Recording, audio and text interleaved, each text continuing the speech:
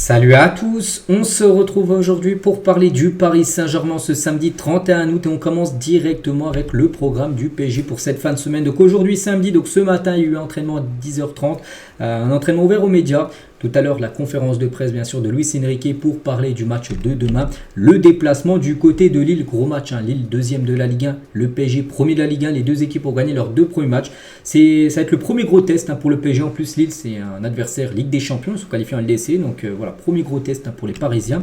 Demain, du côté du stade Pierre-Mauroy. Et concernant le point médical du jour, donc Kimpembe continue son programme de force adaptée. Donc toujours à l'entraînement, entraînement individuel, on peut dire pour Kimpembe, toujours pas d'entraînement collectif. Donc demain il sera forfait, c'est sûr. Lucas Hernandez aussi poursuit son protocole de reprise, également forfait pour demain. La même chose pour Gonzalo Ramos, il est toujours au Qatar, du côté de l'hôpital Aspetar, voilà, où il a été opéré là, il y a quelques jours. Donc lui aussi forfait. Et concernant deux joueurs, Safonov et Nuno Mendes, touchés par un syndrome viral, en gros ils sont malades. Voilà, donc les deux n'étaient pas aujourd'hui, ce matin d'entraînement. Le groupe sera dévoilé cet après-midi, voire en début de soirée. Je ne sais pas s'ils seront présents ou non. Ça se peut qu'ils soient forfaits les deux parce qu'ils sont malades. Safonov et Nuno Mendes. Concernant ce classement avant le match, bien sûr, de demain.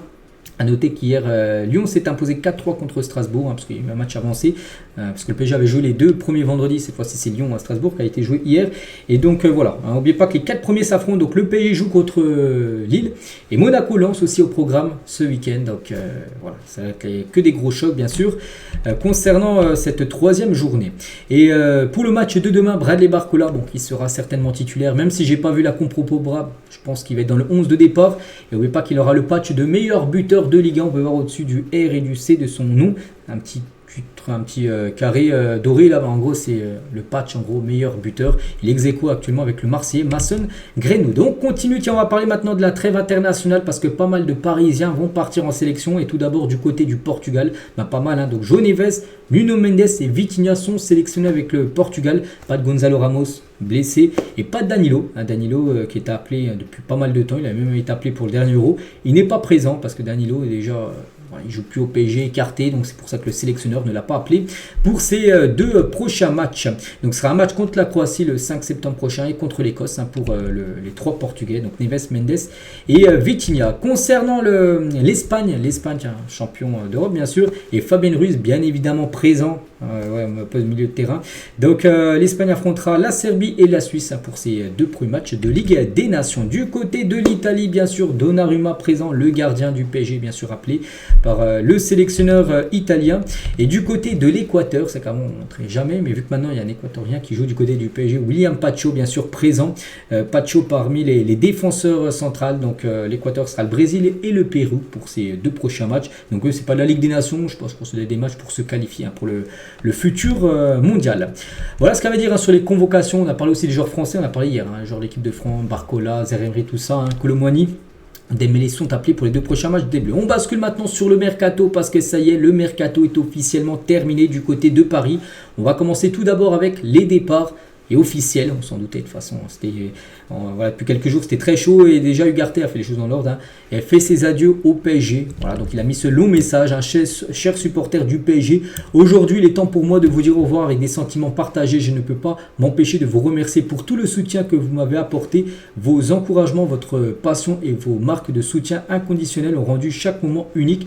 Il est dommage que mon passage au club n'ait pas été à la hauteur de mes attentes, parce qu'il attendait beaucoup plus, il voulait jouer plus.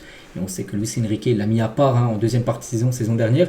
Je suis arrivé avec beaucoup d'espoir et l'envie de réussir, mais parfois les choses ne se passent pas comme prévu. Néanmoins, je repars avec de merveilleux souvenirs et des leçons précieuses que je chérirai toujours. Je remercie également mes coéquipiers, le staff technique et toutes les personnes qui font partie de ce club.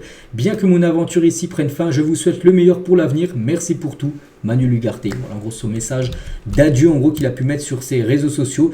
Donc Ugarte, donc il part et juste après l'officialisation de ce nouveau club avec un tweet du PSG. Donc Ugarte transféré à Manchester United. On s'en doutait quand même, c'était quand même chaud depuis quasiment 15 jours. Ça a été officialisé le dernier jour du mercato. Donc voilà, prix du transfert 60 millions d'euros. Donc c'est 50 millions d'euros fixes et 10 millions de bonus. Donc 60 bonus compris. En gros c'est le prix que le PSG l'avait acheté. Et en juillet 2023, donc il y a un an et un mois, du côté du Sporting. Donc on lui souhaite bonne chance. Donc moi, je répète ce que je dis. Pour moi, je trouve que c'est dommage de le laisser partir ce joueur. Oui, c'est pas le même style que Vitinha ou João Neves. C'est un joueur qui est moins bon techniquement que les deux Portugais, mais c'est un chien, les gars, sur le ballon. Et je pense qu'il en manque des joueurs comme ça. Voilà, pour certains matchs de Ligue des Champions, il faut des joueurs vraiment qui vont au charbon, tout ça. Voilà, dans l'impact, hein, les gars, vous n'allez pas me dire que Vitinha ou Neves sont plus impactants, enfin, plus un impact que Ugarte. Je pense qu'il fallait le garder, ce joueur-là. Bon, je ne suis pas coach du PSG. C'est Luis Enrique, donc on lui souhaite bonne chance, hein, du côté de Manchester United. Concernant un autre départ, bon, lui tant mieux. Hein, Ugarte, je suis un peu déçu qu'il parte, mais lui, tant mieux, hein, c'est Carlos Soler prêté à West Ham. Le milieu de terrain Carlos Soler rejoint West Ham en première ligue dans le cadre d'un prêt. Le PSG souhaite beaucoup de réussite à Carlos Soler avec West Ham United. Voilà, c'est fait. Donc c'est un prêt. Les gars, on parlait plutôt d'un transfert à l'époque aux alentours de 20-23 millions d'euros. C'est un prêt. Je ne sais même pas si c'est une option d'achat, parce que pour l'instant, je ne vois pas d'option d'achat qui a été incluse dans le prêt. Donc en gros, il partirait un an, il reviendrait le 1er juillet prochain du côté du Paris Saint-Germain. Bonne chance à lui du côté de la première ligue. Lui aussi quitte le club, c'est Juan Bernat. Le PSG prête Juan Bernat à Villarreal pour la durée d'un an. Hein. Il était plutôt annoncé du côté de Valence, mais c'est plutôt à Villarreal qu'il s'engage. Bonne chance à lui, hein, parce qu'il aurait eu très peu de temps de jeu s'il serait resté du côté de Paris. Et Bernat, les gars, donc oui, il est prêté, donc il part pas définitivement parce qu'il lui reste encore 2 ans de contrat. Hein, parce qu'on a peut-être qu'à aller dire, voilà, pourquoi Bernat on le prête, tout ça. Non, c'est parce qu'il lui reste encore une année de contrat. Il reviendra normalement le 1er juillet 2025 hein, du côté de Paris. Concernant, donc là il y a eu 3 départs, hein, Bernat, Soler et Ugarte. Et il y en a que, en gros, ça s'est pas fait. Pourtant, on aurait voulu qu'ils partent. Skriniar, les gars, la raison principale qui rend un prêt de Skriniar à Rome compliqué est l'état physique du joueur. Skriniar souffre de plusieurs pépins physiques qui rendraient le succès d'une visite médicale très compliqué parce que, en gros, l'AS Roma a essayé hier de faire Skriniar, puis en gros, le joueur est. En gros, la visite médicale n'aurait pas été concluante parce qu'en gros, il a pas mal de pépins physiques. On a pu voir hein, qu'il était pas mal blessé. Et du coup, ça s'est pas fait. Du coup, il devrait rester au PSG. Après, ça se peut qu'il y a toujours une porte de sortie. N'oubliez pas que le mercato saoudien est toujours ouvert. Le mercato turc et portugais. Donc, s'il va dans un de ces 3 championnats-là, ça peut toujours bien sûr se faire, mais par exemple en Italie, en Angleterre ou en Allemagne, c'est fini. Il n'ira pas dans ces championnats-là vu que le mercato est fini. Concernant Danilo aussi, Danilo, on pensait sur le départ, avec les manques dans le secteur défensif et le non-recrutement. Voilà. Danilo, que Paris voulait faire partir, sera réintégré au groupe. Si Danilo était parti, le club aurait essayé de recruter à gauche. Et du coup, vu qu'en gros, ça n'a pas été non plus une dernière journée folle. Hein. Bon, il y a eu des départs, mais normalement, on a connu mieux. Hein. Au PSG, il y a des années, par exemple, il y a 2-3 ans, il y a peut-être 2-3 signatures lors du dernier jour du mercato. Hier, il y a eu 0 signature, 0 arrivée du côté de Paris. Et du coup, c'est pour ça que Danilo est aussi resté. Parce que, voilà, imaginez, la saison est longue, s'il y a des blessures, tout ça. Et il peut peut-être être important, donc il va réintégrer le groupe. Voilà, il sera réintégré au groupe parce que là il s'entraîne avec le loft, donc les joueurs qui devaient partir. Et vu qu'il ne part pas, il sera réintégré au groupe professionnel. Et Luis Enrique a demandé lors de la dernière réunion à ce que le club ne recrute plus, sauf en cas de départ de Milan Skriniar. En privé, la direction s'estime très heureuse de l'effectif actuel. Voilà, c'est ce qu'ils disent. Il y a eu des départs, il y a eu des arrivées. Moi, je pense qu'il aurait fallu 1 voire 2 autres joueurs, surtout qu'il y avait des noms, les gars, que le PSG aurait pu aller chercher. Mais bon, c'est comme ça. Et Paris avait prévu comme de dépenser un peu plus que les quelques 175 millions d'euros de cet été. Mais le club de la capitale n'a jamais voulu souhaiter surpayer un joueur. Et ça, c'est... Oui, hein, bien sûr. Par exemple, un Osimhen que Naples en voulait 130 millions d'euros. Jamais le PSG voulait mettre autant. C'est pour ça que le deal, du coup, ne s'est pas fait. Les Parisiens se sont retirés de tous les dossiers dans lesquels ils ont senti que les prix étaient gonflés. Osimhen, voilà, plein d'autres joueurs, bien sûr. Vous avez vu des joueurs où des prix que les clubs demandaient fous. Et du coup, le PSG a dit non. Et c'est bien de faire ça, parce qu'à l'époque, peut-être le PSG aurait payé ses 130 millions d'euros à Naples pour s'offrir tout simplement Victor Osimhen. Et par exemple, il y a un joueur que longtemps le PSG a essayé. Enfin, je ne sais pas si le PSG a essayé, mais le joueur était intéressé pour venir. C'est Sancho, et du coup, il ne viendra pas parce qu'il va signer à Chelsea. C'est pas encore officiel, mais il y a eu Hugo de Fabrizio Romano.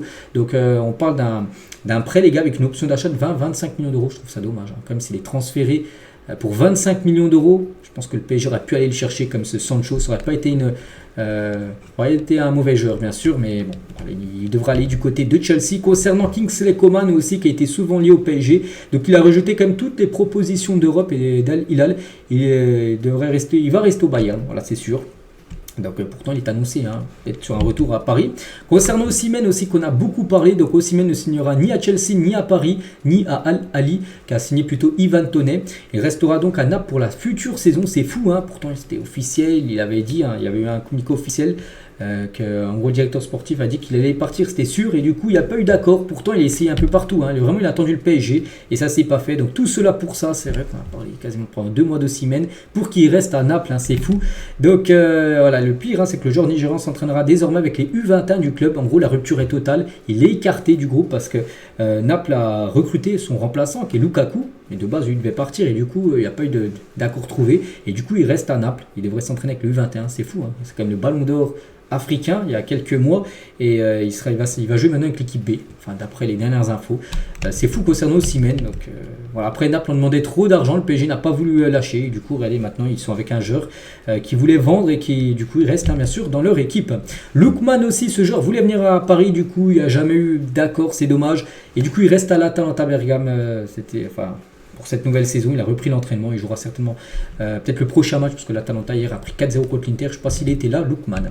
Et du coup, si on fait le point, le bilan les gars de ce mercato, donc les recrues, donc Safonov, Pacho, Neves et Désiré Doué, et les départs, donc pas mal, hein, donc Ousni au Havre, Mukele au Bayer Leverkusen, Ugarte à Manchester United, Garbi à Braga, Soler à West Ham, Bernat à Villarreal, Gadou, j'ai pas vu que c'est encore officiel, mais devrait aller à Salzbourg, Moscardo, donc ça à Reims, Endours au Beşiktaş, Sanchez au Benfica, et Hugo Ekitike à Francfort, où ils avaient levé l'option d'achat.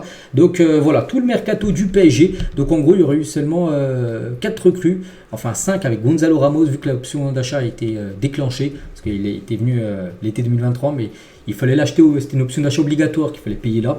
Voilà, c'est comme c'est une recrue là, mais sinon, sur ce mercato-là, 4 recrues, Safonov, Neves, Pacho, Désiré Doué. C'est que je pense qu'il y a beaucoup de supporters qui attendaient un peu plus de recrues, mais bon, voilà, il vaut mieux avoir des recrues de qualité que recruter un petit peu n'importe qui, recruter des joueurs et que tu vends un an après. Voilà, il joue pas mal. C'est vrai que si on compare avec la saison dernière, où il y a au moins plus de 10 recrues, là il n'y en a seulement que 4. Hein, si on enlève Gonzalo Ramos. Donc les départs, on a parlé, hein, aussi de Kylian Mbappé, qu'on peut parler, bien sûr, hein, même si c'est un départ libre, il a rejoint notre club.